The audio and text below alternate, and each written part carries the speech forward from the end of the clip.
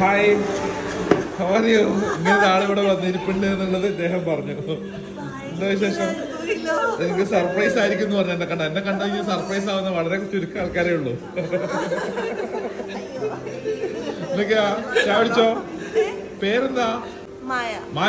മായ, ഇതെല്ലാം മായ പോലെയാ. ഞാൻ ഒന്നും പറഞ്ഞില്ല. ഞാൻ പറഞ്ഞേ എന്തായാലും രാത്രിയായില്ലേ, സുലൈമാനി വിളിച്ചിട്ട് റൈഡിൽ പോവാ. ഇവിടെ കൊണ്ടുവന്ന് ഇത് ഏതോ ഒരു കട. ഞാൻ പറഞ്ഞു ഏത് കട?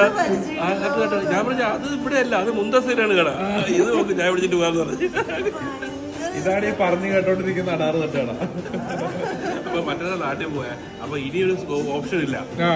അപ്പൊ ഞാൻ നാളെ മറ്റന്നാൾക്ക് ഞാനും ബിസിയാവും. ചിലപ്പോ ഇതിങ്ങനെ വരാനും സാധ്യതയില്ലല്ലോ. അപ്പൊ ഇന്ന് ഖത്തറിൽ വന്നതിന്റെ ഒരു കാര്യം പൂർണ്ണമായില്ലേ? ഇതായത് ക്ലൈമാക്സ്. ഞാനിവിടെ വന്നപ്പോ തൊട്ടിങ്ങനെ പറയുന്നുണ്ട്. അപ്പം നിങ്ങളുടെ യൂട്യൂബ് ചാനലൊക്കെ കാണലുണ്ട്.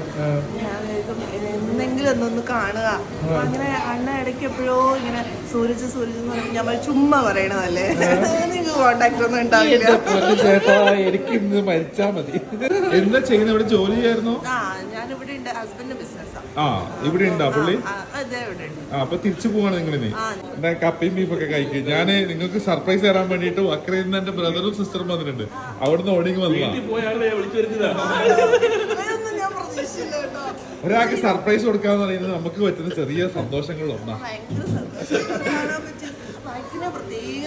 ഞാൻ ചോദിച്ചത് മറ്റുള്ളവരുടെ ജീവിതത്തിലേക്ക് ഇടിച്ചു കയറിയിട്ട് നമ്മൾ ചില സർപ്രൈസ് കൊടുക്കുന്നു.